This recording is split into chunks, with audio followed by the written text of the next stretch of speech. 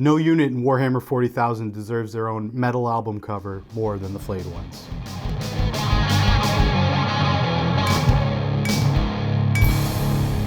Anvil of War! Conversion Corner! So today on Conversion Corner, we're going to be showing you guys how to make your own Flayed Ones. These guys are iconic Necron units. They came about in, I think it was the second edition codex of the, or second codex edition of the Necrons. And they have this fluff around them that has kind of changed throughout the years. The main one that has kind of stuck with them is that they have this insatiable hunger, and what they do is they go out, they kill their victims. They suffer from the flare virus, which was kind of a curse from a Cetan. And what ended up happening was they were cursed to always hunger for flesh and never be sated because, I mean, they're robots, they're walking machines. So as they eat the flesh of their foes, of their kills, it just basically drips down from their insides, and never obviously absorb the nutrients of what they kill, or what they eat. So in this madness of never being able to sate that hunger, they go insane. They go absolutely insane, and they like to decorate themselves in the skin and bones of their victims. So right away, when we're diving into this conversion, the first thing I had to think about was the aspects of a Flayed One.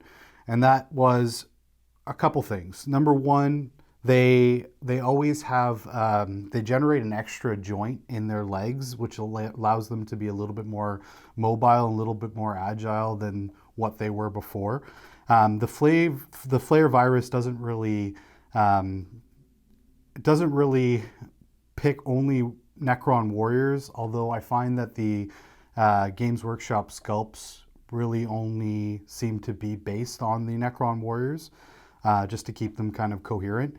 But I think the real fun with creating your own comes from being able to take a mortal, take a death mark, take all of these different models and kind of convert them into, make them look like they've degenerated into these monstrosities. So right away with these conversions, we pretty simple. We used green stuff.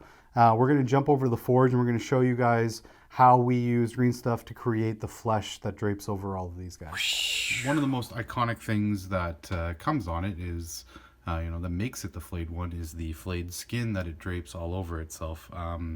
These guys are driven to madness because of the flare virus, and basically what we have done here is we've just used some green stuff and we draped it over top.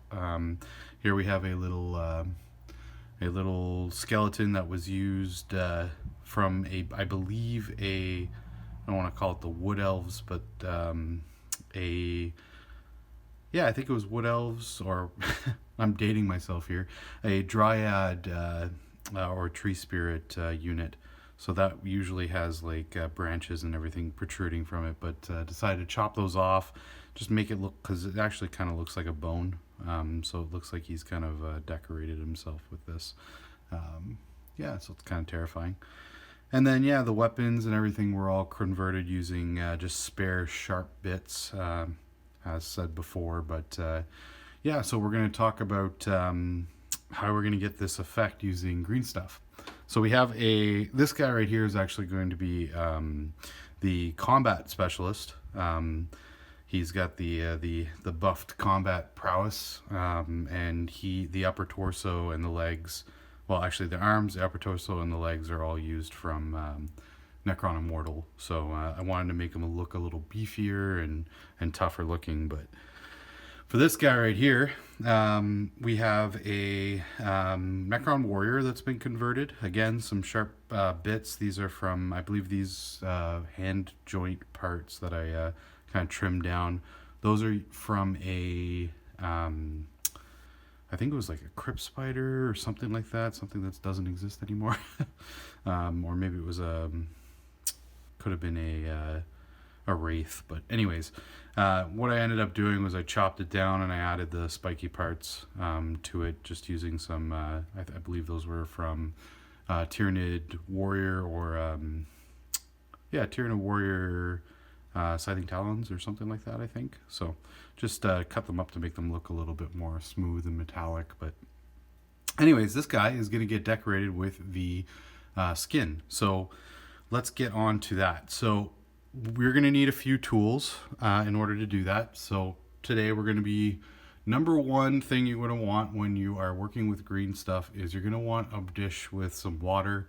The stuff sticks to everything it touches. You got to keep water on it just to keep it from sticking to your utensils, your tools as you're working with it. Here we've got, I've got a pair of tweezers just for me to pull the pieces off, because they're going to be pretty brittle and pretty thin when we're done. So gonna need these. Also have a just a hobby knife, brand new blade on it. I prefer to use a brand new blade or keep a specific blade for using for green stuff, just because you don't want to use a blade that has any nicks in it or is dull. You want something really sharp. Parchment paper. So this stuff is pretty important, because what we're going to do with it is you're going to lay it down and we're going to put the green stuff on, and we're going to be using this. It's just kind of a non-stick surface. Still want to add some water with it, but this is the best stuff you can use, I find, for avoiding it. Aside from maybe using like something, maybe something like a Teflon or something. I don't know. There's probably other stuff out there, but this is the easiest to access, and I raided the kitchen to get this. Speaking of raiding the kitchen, I was trying to find trying to get the baking roller. Girlfriend busted me, so there'll be no baking roller. I'm pretty sure I would, if I tried to sneak it out here again, I'd get in trouble. So instead, I've got just a can of aerosol spray adhesive, sorry. And what the reason that I'm actually going to be using this, anything that you have that's cylinder shaped, that you're going to be able to use to press and roll, you want something that's got some heft to it. Hence why I was trying for the roller, but gotta have green stuff. So if you don't know what this is just basically a putty that you mix together, the yellow and the blue. It comes in other colors as well, but you can get this stuff online. Green Stuff World is where I get my stuff, but they sell large quantities for fairly cheap. You can order it all over the place. Games Workshop also sells some. One other thing you will need eventually in this process, right here I've got some Games Workshop Blood for the Blood God technical paint. This stuff is amazing for doing like blood effects on weapons and just gore, and I mean, if you play Khorne, the name says it all. I know Owen probably drenches his models in these. I think he bathes them in this. So what we're going to do is we're going to be using the skin. I know it looks a little rough, the texture and everything. It doesn't have to be perfect, guys. I mean, well, you guys see what the end result, but the skin, once it's painted like a skin shade, and it's got some, I'm going to ink it probably with either Agrax or Nuln Oil to kind of give it all the recesses and everything, but then it's going to be heavily doused in this stuff. So, because I mean, I want him to look like he's wearing a fresh kill, so to speak. So we're going to take our green stuff. Now with this stuff, be careful how much you cut off. Don't want to cut off too much. Many times I have cut off an excess of this stuff and I've been left with it being like, okay, do I have any projects that I want to work on right now? Because I have too much of this left over. So when you blend the two together, I mean, you look at the scale of the models. It's not going to take a lot to cover the surface area. So I'm probably only going to take like that much off. Maybe less. I don't know. We'll see.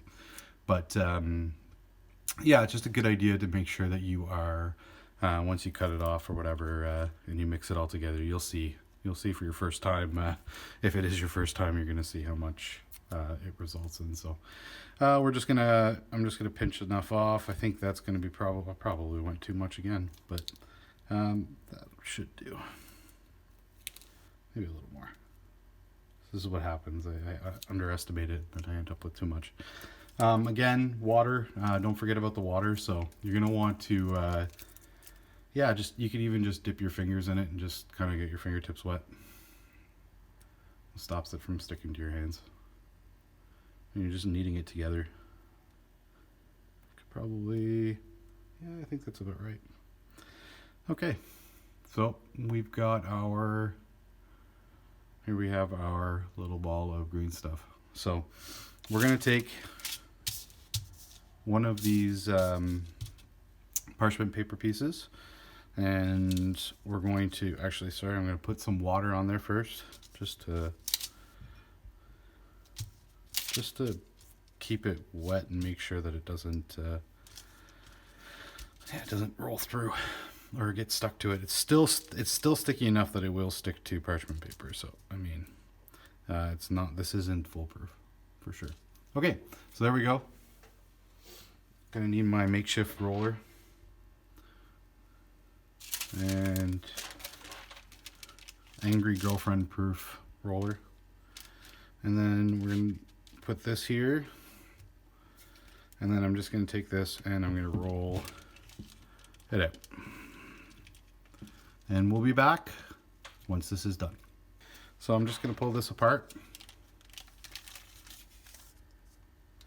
And it's pretty thin. Again, when you stretch it over the bottle, it's going to thin out even more. I don't know if you guys can tell from this, but it's thin. It's really, really thin. And it's same consistent thickness all the way across. So okay, what we're going to be doing is we're actually going to be cutting just like strips, basically, different kind of shapes. So I'm just going to cut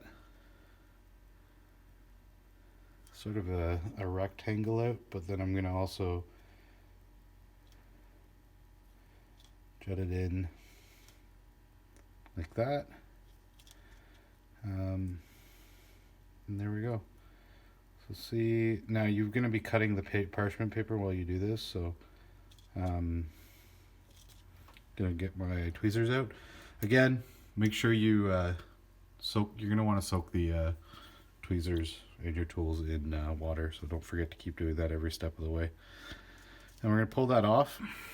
And now we have a piece of skin, and we're going to figure out where we're going to put this on this guy first. So I think personally, I think it would be cool to have him having like a piece maybe going right there. You might need to use your hand to get it in place, but pieces like that are just kind of ripping off and hanging off, you can add some movement to it too, just to give it some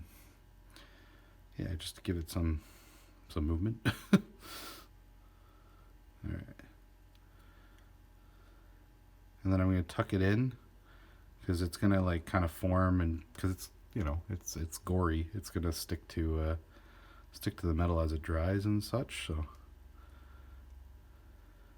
should be listening to some like death metal or something while I'm listening or doing this.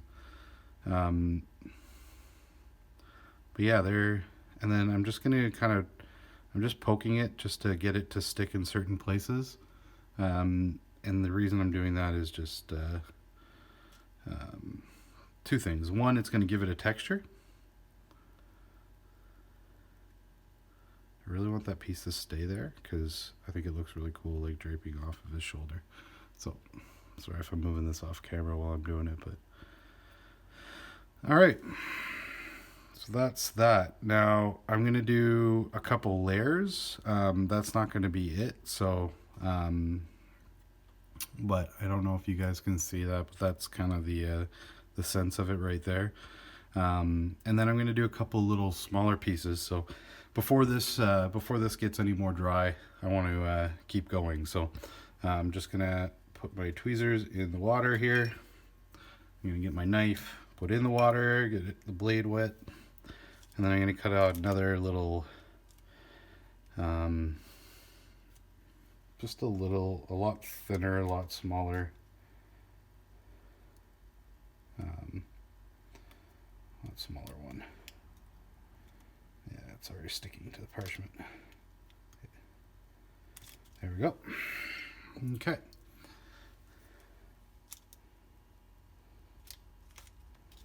And there we go, and we got another piece. Now this part's going to go over one of his arms because I just kind of want to have some skin hanging off one of his arms.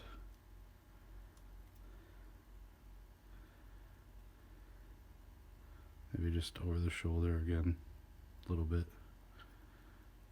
There we go, tucked it into that little groove there.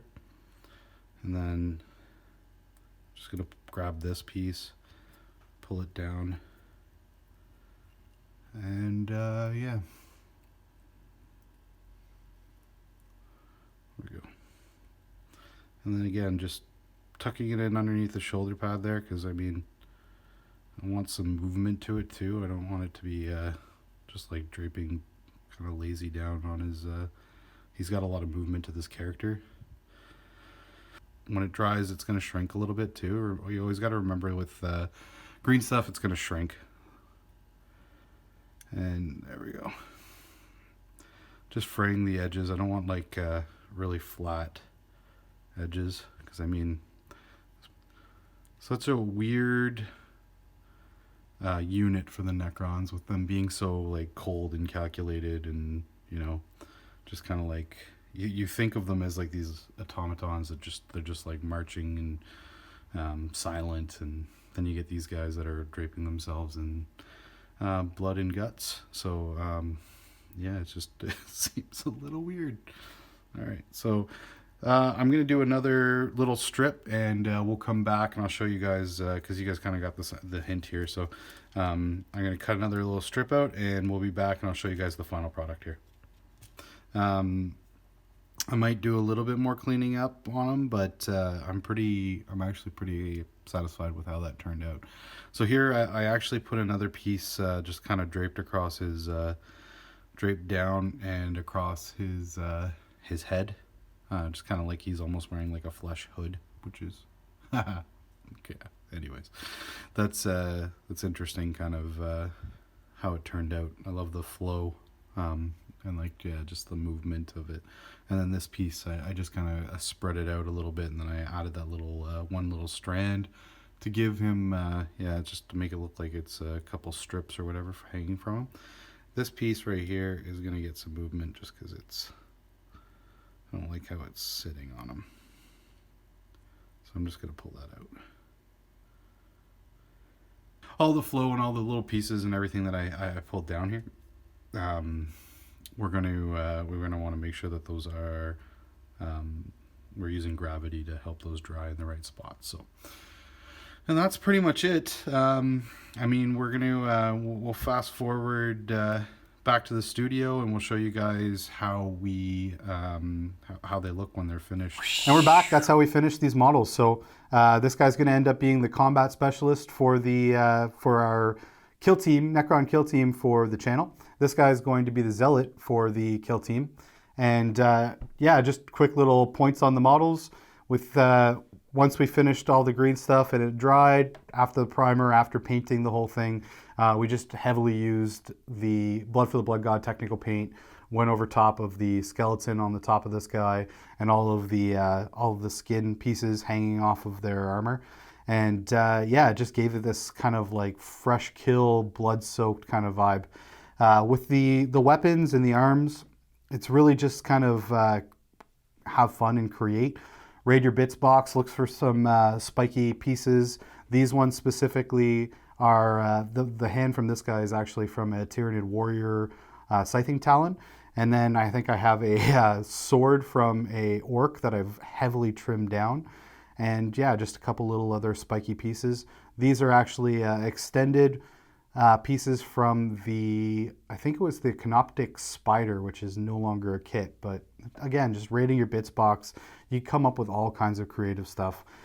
Chopping them at the leg joints, giving them that whole dynamic running pose really helps with the whole fluff for them having that extra joint being able to be a little bit more agile than what they were before, whatever part of Necron society they were before, or whatever role. And yeah, just with the Zealot, I kind of created a cowl out of flesh running around his head, and just kind of had everything draped and a lot of motion to the flesh. And then for the combat specialist, I used a mortal frame, so it was the mortal chest, legs, arms, and then just kind of expanded on that. I gave him one of the head is actually from, I believe, from the Ghost Art kit, one of the destroyed Necron warriors that's on the Ghost Art kit. And I love this one because the jaw has been ripped off, and I just kind of think like out of his frustration of never being able to be sated and finish his meal or actually enjoy his meal, he has basically self-mutilated himself and ripped off his jaw. So, I mean, these guys are so heavy metal, it is awesome, and there is definitely a glorious pun in there as well because they're Necrons. So, hope you guys enjoyed, and thanks for watching. Sponsored by